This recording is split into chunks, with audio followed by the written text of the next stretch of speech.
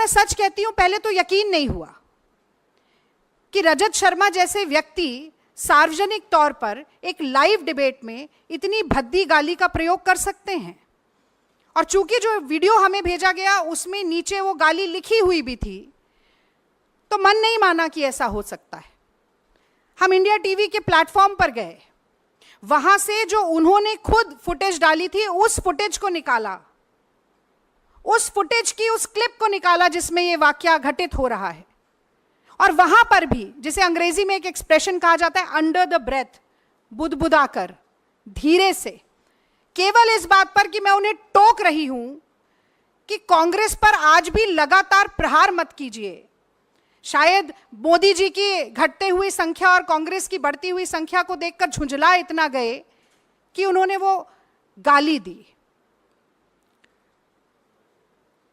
और अब मैं एक नारी के तौर पर भी, एक भारतीय महिला के तौर पर, मैं ये जानना चाहती हूं रजत शर्मा जी से कि ये बात सिर्फ एक रागिनी नायक की नहीं है।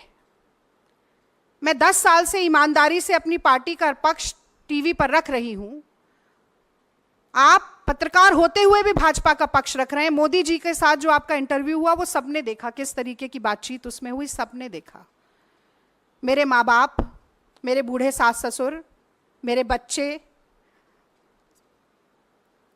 सब वो वीडियो देख रहे थे।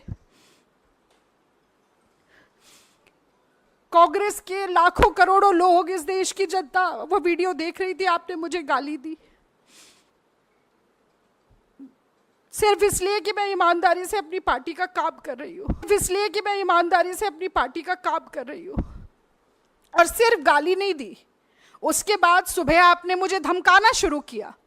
आपने कहना शुरू किया कि अगर प्रेस कॉन्फ्रेंस किया जाएगा तो डेफेमेशन का केस करेंगे। मतलब आप चोरी करें, उसके बाद आप सीना चोरी करें। आपको लगता है कि धमकाने से हम डर जाएंगे? और ये आंसू सिर्फ इसलिए नहीं है कि मेरा अपमान हुआ है, ये आंसू इसलिए कि आप सोचते हैं कि सत्ता का घमंड इतना है, अहंकार इतना है, आपको लगता है कि आप कुछ भी करेंगे और बच के निकल जाएंगे क्योंकि मोदी जी का हाथ आपके ऊपर है।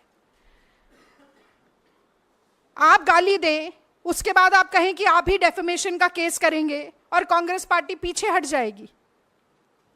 मैं याद दिलाना चाहती हूं आपको रजत शर्मा जी, महात्मा गांधी ने इस देश में सबसे पहले अभय का पाठ पढ़ाया था।